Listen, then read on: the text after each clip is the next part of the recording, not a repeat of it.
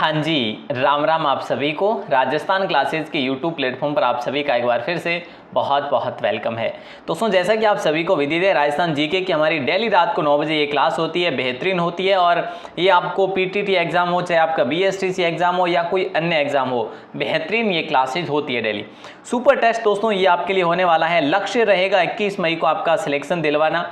और दोस्तों इसके साथ साथ में आपको हमने पीडीएफ कोर्स भी प्रोवाइड करवा रखा है, जो कि फ्री ऑफ कॉस्ट है, किसी भी प्रकार का चार्ज नहीं है। यहाँ पर जो है थ्योरी में भी है, तो एमसीक्यूज में प्रैक्टिस सेट भी आपको दे रखे हैं। आप चाहो तो राजस्थान क्लासेज वेबसाइट को विजिट कर सकते हैं, बिल्कुल फ्री ऑफ कॉस्ट आपको यहाँ पर मिल जाएगी कंप्लीट जो है पीडीएफ नोट्स। और आप चाहो कि नहीं हमें तो पेड जो है कोर्स लेना है, तो आप राजस्थान 360 एप्लीकेशन को या ऐप को जो है इंस्टॉल कर सकते हैं प्ले स्टोर से। यहाँ पर आपको 20 रुपये में 19 रुपये में कंप्लीट कोर्स दिया जा रहा है। आप मानेंगे नहीं, लेकिन एक बार इंस्टॉल करके ज़रूर देखिएगा। दोस्तों आपसे निवेदन रहेगा, क्लास के आखिर तक जुड़े रहिएगा, बेहतरीन क्लास होने वाली है। और पहला ही सवाल जो कि आपकी स्क्रीन पर जो इस प्रकार से आ चुका है कि परनामी संप्रदाय के उपदेश जो है किस ग्रंथ में संग्रहित है। तो दोस्तों याद रखना, कुजलम स्वरूप हो जाएगा आपका राइट आंसर। क्या होगा? कुजलम स्वरूप को लॉक करेंगे। दोस्तों यहाँ पर हम बात करें कि परनामी जो संप्रदाय है, इस संप्रदाय के अगर हम बात करें संस्थापक की, तो कौन हुए वो संस्थापक, कई बार एग्जाम में सवाल भी पूछ लिया जाता है। तो याद रखना, प्राणनाथ जी को लॉक करेंगे। दोस्तों प्राणनाथ जी जो है इसके संप्रदाय के संस्थापक थे। नेक्स्ट सवाल है, जयसिंह को राज राजेश्वर श्री राजाधिराज और सवाई की उपाधि किस मुगल बादशाह ने दी थी। दोस्तों बाकी कुछ भी याद नहीं हो, लेकिन ये तो याद होगा कि सवाई जय सिंह जिन्हें कहा जाता है, तो सवाई की उपाधि इनको मोहम्मद शाह ने दी। किसने दी दोस्तों? मोहम्मद शाह। वही मोहम्मद शाह जो रंगीला के नाम से जाना गया। यानी यहाँ पे ऑप्शन सी आप सभी का लॉक हो जाएगा, राज राजेश्वर श्री राजाधिराज। ऑप्शन सी को लॉक करेंगे। और अगला सवाल है कि राजस्थान के वे कौन से जिले जिनमें खस नाम की सुगंधित घास जो है प्रचुरता से मिलती है या फिर बहुतायत रूप में वहाँ पर देखने को मिलती है। कई बार एग्जाम में सवाल पूछा गया है, आरएएस में पूछा गया, असिस्टेंट प्रोफेसर एग्जाम में पूछा गया आपको, यानी एलडीसी एग्जाम की बात करें, पटवार की बात करें, ग्राम सेवक की बात करें, हर एग्जाम में ये सवाल पूछा ही गया है। दोस्तों भरतपुर, टोंक, सवाई माधोपुर को लॉक करेंगे, यानी ऑप्शन सी आपका लॉक होगा। और यहाँ पे एक कोटा को भी ऐड कर सकते हैं, है ना। और अगला सवाल देखिए, अगला सवाल कहा जा रहा है कि जयसिंह को मिर्जा राजा की उपाधि किसने दी थी। दोस्तों ये जो जयसिंह, मिर्जा राजा जयसिंह जो थे ना, ये फर्स्ट थे, और सवाई जो जयसिंह थे वो कौन थे? वो सेकंड थे। ये याद रख लेना, ठीक है, ओके, क्लियर है। तो इनको जो है ये शाहजहां ने दी थी। दोस्तों याद रखिएगा, ऑप्शन बी आप सभी का लॉक सा हो जाएगा। और फिलहाल आगे बढ़ते हैं, अगले सवाल को देखते हैं। अगले सवाल की बात करें तो अंग्रेजी शासन के दौरान किस दुर्ग में जय नारायण व्यास को बंदी बनाया गया था। देखिए दोस्तों, अंग्रेजी शासन के दौरान किस दुर्ग में जय नारायण व्यास को बंदी बनाया गया था। तो आप सभी का राइट आंसर हो जाएगा, सीवाना दुर्ग में बंदी बनाया गया था। कौन से दुर्ग में? सीवाना दुर्ग में। हाँ, एक चीज़ और याद रखिएगा, इस दुर्ग में दोस्तों कितने साके हुए थे? तो 2 साके हुए थे सीवाना दुर्ग में, ठीक है। और इसका नाम आपको पता है खैराबाद भी रखा गया था। कब की बात है खैराबाद रखा था? अलाउद्दीन खिलजी ने जब आक्रमण करा था उस समय की बात है। दोस्तों हल्दीघाटी युद्ध को खमनोर का युद्ध का जो है ये किसने कहा? हल्दीघाटी युद्ध को खमनोर का युद्ध अभी अभी की बात है दोस्तों। पीटीआई को जब पेपर हुआ सेकंड ग्रेड का, गोगुंदा का युद्ध जो है, हल्दीघाटी के युद्ध को गोगुंदा का युद्ध किसने कहा? तो अल-बदायूनी ने कहा। किसने कहा दोस्तों? अल-बदायूनी ने कहा, ठीक है। तो खमनोर का युद्ध किसने कहा? तो खमनोर का युद्ध कहा अबुल फजल ने। खमनोर का युद्ध का अब्दुल फजल ने, ये याद रखिएगा। कर्नल जेम्स टॉड ने कहा कि ये मेवाड़ का मैराथन है, थर्मोपोली नहीं, मैराथन है, ठीक है, ओके। अगला सवाल है कि रामसर सम्मेलन जो है ना ईरान में आयोजित होता है। दोस्तों ईरान द्वारा जो चिन्हित राजस्थान में अंतर्राष्ट्रीय महत्व के वन्यजीव आर्द्रभूमि पारिस्थितिक स्थलों के नाम आपको बताने हैं। और राइट आंसर आप सभी का वो होगा, एक सांबर झील होगा, एक केवलादेव घना पक्षी विहार होगा। सांबर को 1990 में शामिल किया गया, तो वहीं केवलादेव को 1981 में शामिल किया गया। और केवलादेव के बारे में एक सवाल भी पूछा गया है पीटीआई पेपर में दोस्तों कि भाई इसको यूनेस्को लिस्ट में कब जोड़ा गया। यूनेस्को विरासत लिस्ट में कब जोड़ा गया, तो 1985 में जोड़ा गया। इस प्रकार के सवालों पर भी आपको ध्यान देना होगा दोस्तों। और अगला सवाल देखिएगा, ये सवाल कह रहा है कि औरंगजेब के पुत्रों के मध्य 2 जून 1707 को धौलपुर और आगरा के मध्य जाजऊ के मैदान में, याद रखिएगा दोस्तों, जाजऊ के मैदान में हुए उत्तराधिकार युद्ध में आमेर के शासक सवाई जय सिंह ने किसका साथ दिया था, ऐसा सवाल आपसे किया जा रहा है। तो आजम का साथ दिया था दोस्तों, यानी कि ऑप्शन बी आप सभी का सही आंसर होगा, लॉक हो जाएगा। और इसमें मुअज्जम की जीत हुई थी।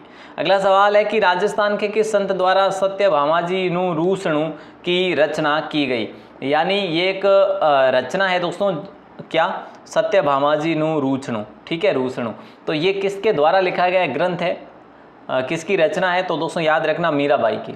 ऑप्शन सी आप सभी का लॉक हो जाएगा। इनकी हालांकि पदावलियाँ बड़ी प्रसिद्ध है, पदावली जो है ये प्रसिद्ध है, और नरसी जी रो मायरो भी है, जैसे नरसी जी रो मायरो भी इनका बड़ा प्रसिद्ध है। तो इस प्रकार के जो ग्रंथ है ये प्रचलित है। नेक्स्ट सवाल है, देखो साहब, अगला सवाल कही किया आपने, ओके, कि भाई 2011-12 में राजस्थान के निम्न जिलों में से किस जिले में सर्वाधिक, मतलब कि ये जिले में हेंगू ज़्यादा पेड़ पौधा होया या फिर वन क्षेत्र है, ठीक है। तो आ बात है जो को थोने भी ध्यान होनी चाहिए, और आप रे पहाड़े जगह भी बैठा है इन्होंने हेंगू ध्यान होनी चाहिए कि भाई उदयपुर में हेंगू हल्ला, हेंगू ज़्यादा जगह है, पेड़ पौधा या वन क्षेत्र है, कोई दिक्कत नहीं। हाँ, तो हेंगू कम जगह है वो कटे है कि वो तो है साहब, जोधपुर में कम है, चूरू में भी कम है, और देखा तो हनुमानगढ़ में भी कम ही है, ठीक है, ठीक है सर। अगला सवाल है, राजमहल टोंक का युद्ध किन की सेनाओं के मध्य हुआ था। जो राजमहल टोंक रो युद्ध हुआ, तो देखो राजमहल की जगह टोंक में है राजमहल क्षेत्र, ठीक है। और जब युद्ध हुए तो किन किन सेनाओं रे बीच में हुए, तो याद रख जो कछवा शासक ईश्वरी सिंह और जो है और मराठा और कोटा बूंदीरी संयुक्त सेना रे हाथे हुए, मतलब त्रिगुटीय या त्रिपक्षीय युद्ध कह सको, ठीक है। हालांकि इनमें देखो ईश्वरी सिंह अलग है और मराठा कोटा बूंदी जो एक हाथे था, ठीक है, ओके। तो अटे जगह ईश्वरी सिंह है जगह विजय एरिया था, 1747 में वो युद्ध हुआ, तो ठीक है साहब। अगला सवाल है, स्टेट ऑफ फॉरेस्ट रिपोर्ट 2017। हालांकि ये सवाल काफ़ी पुराना हो चुका है, बट स्टैटिक जीके में पूछा जा सकता है। 17 के अनुसार आरक्षित वन श्रेणी के अंतर्गत राजस्थान के कुल वन क्षेत्र का प्रतिशत जो अंश है ना वो कितना है, तो वो याद रखिएगा 38.11% था, 38.11% था। अगला सवाल है देखिएगा, और ये सवाल बड़ा इंटरेस्टिंग है, और ये क्या कह रहा है, ये कह रहा है भाई साहब कि लॉर्ड कर्जन के निर्देश पर सर जॉन मार्शल द्वारा मैगजीन दुर्ग में राजकीय संग्रहालय कब स्थापित किया गया था। थोड़ा सा हार्ड क्वेश्चन जरूर बन जाता है, लेकिन कहीं ना कहीं इंपॉर्टेंट सवाल है। 19 अक्टूबर की बात है, 19 अक्टूबर 1908 की ही बात है दोस्तों। सारा सब कुछ जो है हमारे जो है इसी साइड का, यानी कि हमें याद रखने योग्य ही है। तो ऑप्शन सी को लॉक करेंगे, और अगला सवाल भी आपकी स्क्रीन पर रखेंगे। ये कह रहा है, जयपुर के कौन से कछवाहा शासक ने सन 1818 में ईस्ट इंडिया कंपनी से संधि की थी। तो दोस्तों राइट आंसर जो है आप सभी का हो जाएगा महाराजा जगत सिंह सेकंड। जयपुर के कौन से कछवाहा शासक थे, महाराजा जगत सिंह सेकंड थे। दोस्तों ये वही है जो है ना अपने लड़े थे 1805 में, किससे, मान सिंह से, मान सिंह वही जो जोधपुर के थे। तो ये लड़े थे गिंगोली के युद्ध के रूप में, है ना, याद है कि नहीं है सर, याद तो है, वाह जने आई तीस तो बात है। ऑप्शन डी है जो को लॉक हो जावे आप रे।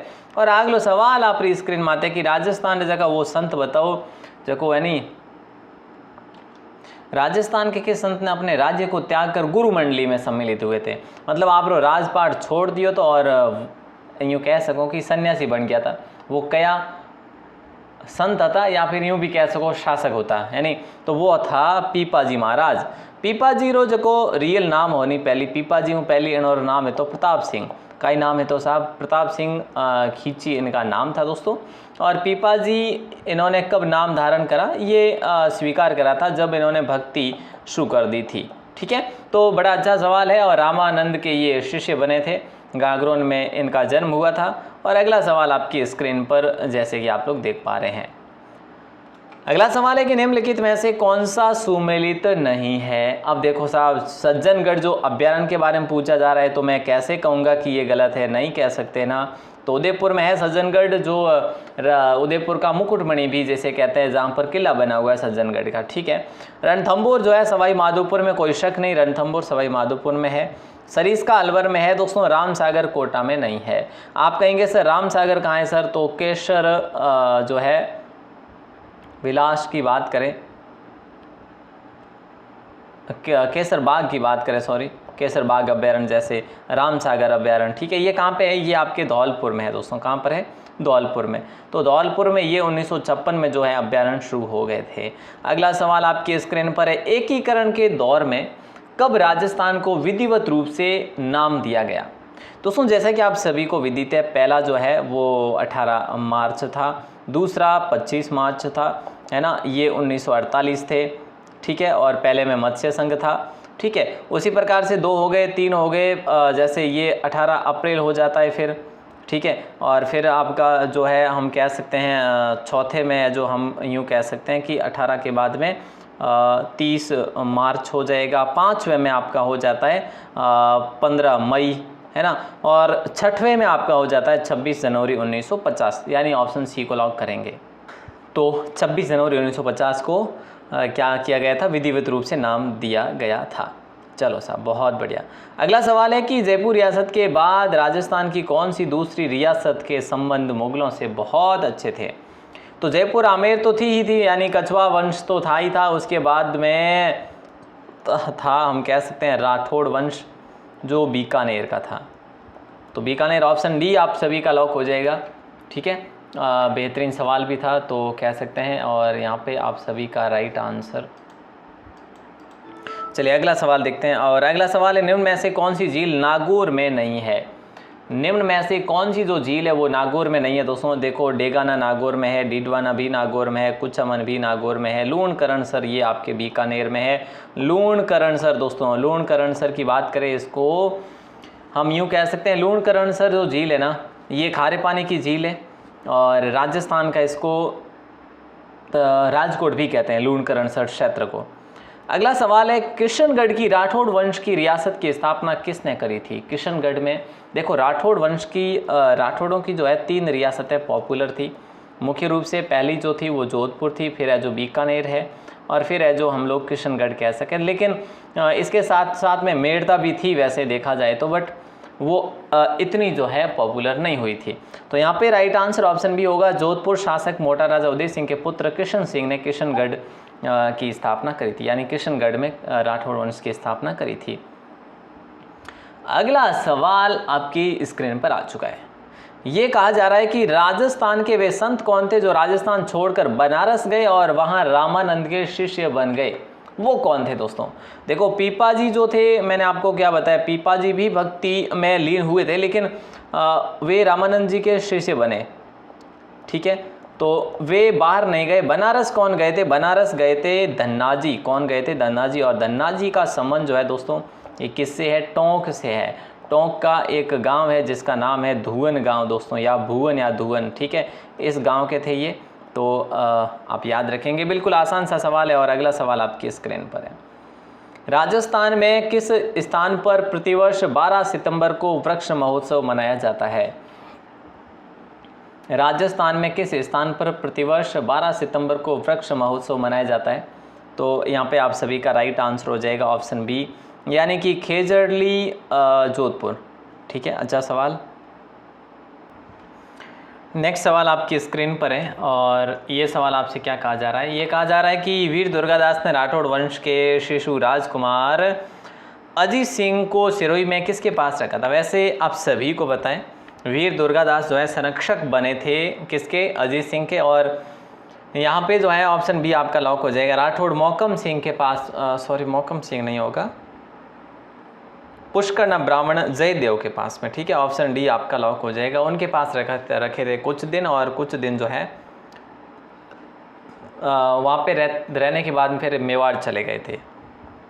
वहाँ पर जो है राज सिंह ने आश्रय दिया था। अगला सवाल है, पर्यावरण चेतना जैसी आधुनिक शब्दावली का महत्व तो बहुत पहले ही किस संत ने जान लिया था, और उन्होंने अपने उपदेशों में कहा था कि पर्यावरण की सुरक्षा करें, ये हमारे सबकी जिम्मेदारी बनती है। तो ऑप्शन बी आपका लॉक हो जाएगा। ये कहा था जाम्बोजी ने दोस्तों वैसे, और जाम्बोजी जो है पहले ही समझ चुके थे, जैसे कि पर्यावरण चेतना जैसी आधुनिक शब्दावली का महत्व समझ चुके थे। दोस्तों जाम्बोजी के जन्म की जब बात की जाए कि जन्म कहाँ पर हुआ, तो पीपासर में हुआ। पीपासर कहाँ पर है, बोले सर नागौर में। इनकी कर्मस्थली दोस्तों कौन सी रही है, कर्मस्थली जरूर इनकी बीकानेर रही है, ये चीज़ याद रखिएगा, बीकानेर। ठीक है, अगला सवाल है बोद्री की माता किस लोक देवी का उपनाम है। देखिए दोस्तों बोद्री की माता किस लोक देवी का उपनाम है, तो सीधी सी बात है बोद्री की माता बच्चों की संरक्षिका। ठीक है, इनको और भी अलग नाम से भी जाना जा सकता है, बच्चों की संरक्षिका, माता महामाई है ना, महामाई या माता माई भी कह सकते हैं। और इन साथ साथ में आप और भी बहुत सारे जैसे शेडल माता भी कहा जा सकता है, शेडल माता। ठीक है, ओके। अगला सवाल आपकी स्क्रीन पर है कि मुख्यमंत्री पशुधन निःशुल्क योजना कब लागू की गई। दोस्तों ये आपसे सवाल किया जा रहा है, तो यहाँ पे राइट आंसर आप सभी का हो जाएगा 15 अगस्त 2012 को मुख्यमंत्री पशुधन निःशुल्क योजना का शुभारंभ किया गया। और ये वो सवाल है दोस्तों जो हमने सुबह की क्लास में भी पढ़े थे। अगला सवाल देखिए कि दक्षिणी पूर्वी राजस्थान की मुख्य बोलियां कौन सी है। दक्षिणी पूर्वी राजस्थान की मुख्य बोलियां कौन सी है, तो दोस्तों सुबह भी पढ़ा था, मालवी और निमाड़ी है, यानी ऑप्शन बी आपका लॉक होगा। राजस्थान में आप सभी को पता है कि कहा गया है कि 5 कोस पर पानी बदले 7 कोस पर बाणी, है ना। अगला सवाल है काजरा की हवेलियाँ किस जिले में स्थित है, ये आपसे सवाल किया जा रहा है दोस्तों। तो बताइए राइट आंसर जो है क्या हो जाएगा। काजरा की हवेलियाँ कहाँ पर स्थित है, हमने सुबह भी पढ़ा कि काजरा की हवेलियाँ झुंझुनू में स्थित है, और ये झुंझुनू इसमें ऑप्शन में भी नहीं है, तो ऑप्शन डी आप सभी का लॉक हो जाएगा। अगला सवाल आपकी स्क्रीन पर है, ये लीजिए।